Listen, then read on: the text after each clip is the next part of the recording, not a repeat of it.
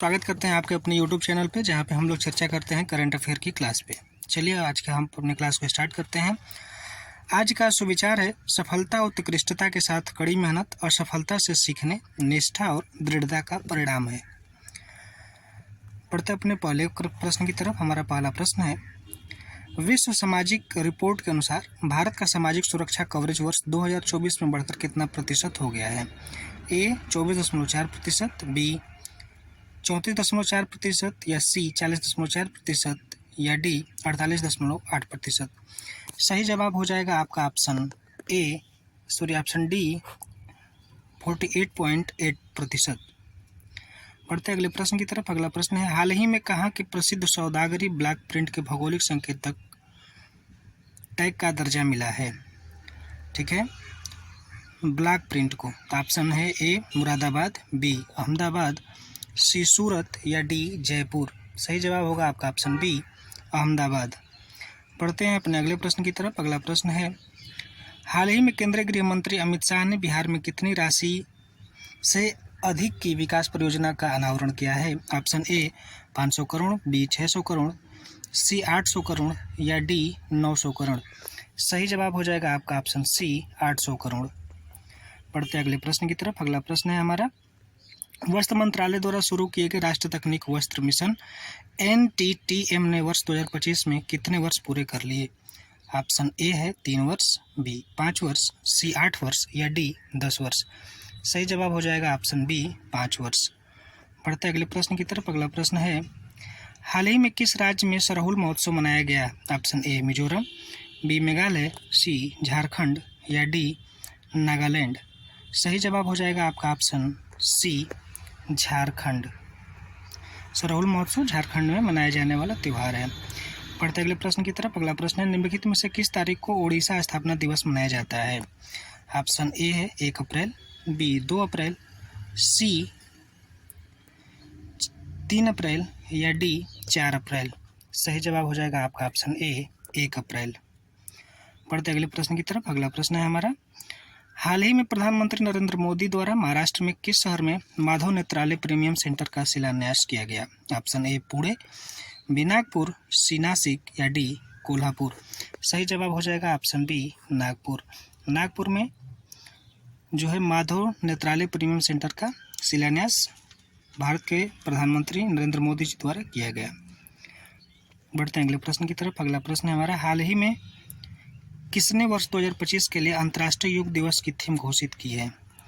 2025 के लिए अंतर्राष्ट्रीय योग दिवस की थीम किसने घोषित किया है? ऑप्शन ए प्रधानमंत्री नरेंद्र मोदी, बी आयुष मंत्री सर्बानंद सोनोवाल, सी स्वास्थ्य मंत्री जगत प्रकाश नड्डा या डी गृह मंत्री अमित शाह। सही जवाब हो जाएगा ऑप्शन ए प्रधानमंत्री नरेंद्र मोदी।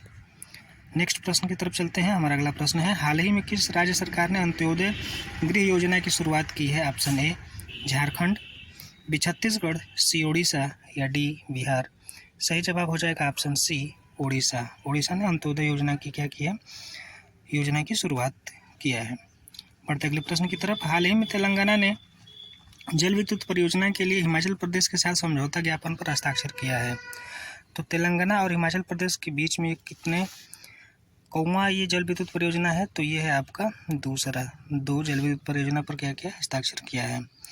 पढ़ते अगले प्रश्न की तरफ। अगला प्रश्न है हमारा, हाल ही में किस तारीख को अंतर्राष्ट्रीय शून्य अपशिष्ट दिवस मनाया गया है? शून्य अपशिष्ट दिवस ये अंतर्राष्ट्रीय है, इसलिए थोड़ा सा इंपॉर्टेंट बन जाता है हमारे एग्जाम के लिए। ऑप्शन ए 28 मार्च, बी 29 मार्च, सी 30 मार्च या डी 31 मार्च। सही जवाब हो जाएगा ऑप्शन सी 30 मार्च। बढ़ते अगले प्रश्न की तरफ। हमारा अगला प्रश्न है, हाल ही में कहाँ सोर्स एक्स इंडिया 2025 का उद्घाटन किया गया? ऑप्शन ए महाराष्ट्र, बी नई दिल्ली, सी गुजरात या D Assam. Source x India 2025। सही जवाब हो जाएगा ऑप्शन बी नई दिल्ली। बढ़ते अगले प्रश्न की तरफ। अगला प्रश्न है हमारा, हाल ही में किस राज्य सरकार ने जल संरक्षण अभियान 2025 के तहत भागीरथ ऐप का लॉन्च किया है? ठीक है, भागीरथ ऐप किस मंत्रालय द्वारा किया गया है? किस राज्य द्वारा किया गया? Option A Punjab, B Uttarakhand, C Rajasthan या डी छत्तीसगढ़। सही जवाब हो जाएगा ऑप्शन बी उत्तराखंड।